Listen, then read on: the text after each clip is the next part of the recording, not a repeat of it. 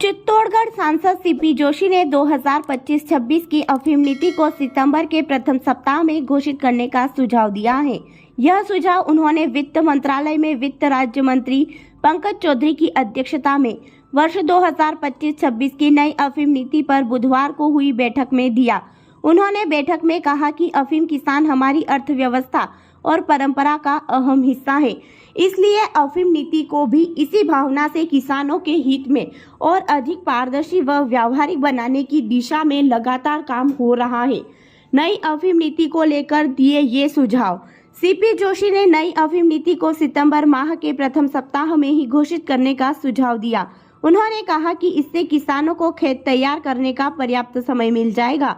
इसके साथ ही लाइसेंस के लिए पात्र सभी किसानों के नाम अफीम नीति घोषित होते ही ऑनलाइन प्रदर्शित होने चाहिए। किसानों के पास लाइसेंस भी ऑनलाइन ही पहुंच जाना चाहिए। उन्होंने कहा कि अफीम की खेती से जुड़े सभी प्रकार के कार्यों में कोई गड़बड़ी करने वाले अधिकारियों के खिलाफ कठोर कार्यवाही की जानी चाहिए। विभिन्न प्रकार से होल्ड किए गए लाइसेंस को 0% पर बहाल किया जाना चाहिए। जोशी ने कहा कि ऐसे किसान जो पूर्व के वर्षों में लाइसेंस पात्र थे लेकिन किसी कारण से लाइसेंस प्राप्त करने से वंचित रह गए थे, उन्हें वर्ष 2025-26 में लाइसेंस प्रक्रिया में शामिल किया जाए। मृतक नामांतरण प्रक्रिया को और अधिक सुगम किया जाए।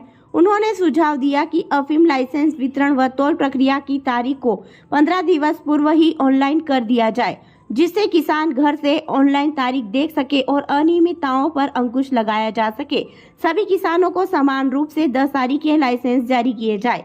उन्होंने कहा कि सीपीएस पद्धति अंतर्गत फसल तैयार होने के पश्चात किसान स्वयं डोडा तोड़कर मुखिया को वजन नोट करा दे, जिससे किसान व विभाग के अधिकारियों का समय बचे और अनावश्यक परेशानियों से बचा जा सके। उन्होंने कहा कि ऐसे सभी किसान जो एनडीपीएस प्रकरण में दोष मुक्त हो गए हैं, उन्हें भी लाइसेंस प्रक्रिया में जोड़ा जाए। वर्ष 1998-99 में किसानों को नवीन लाइसेंस प्राप्त हुए थे, लेकिन वर्ष 1999 में प्राकृतिक आपदा के कारण फसल उत्पादन सही नहीं हो पाया था, जिससे अधिकतर किसानों के लाइसेंस रुक गए थे। ऐसे सभी किसानों को आगामी अफीम नीति में शामिल किया जाए।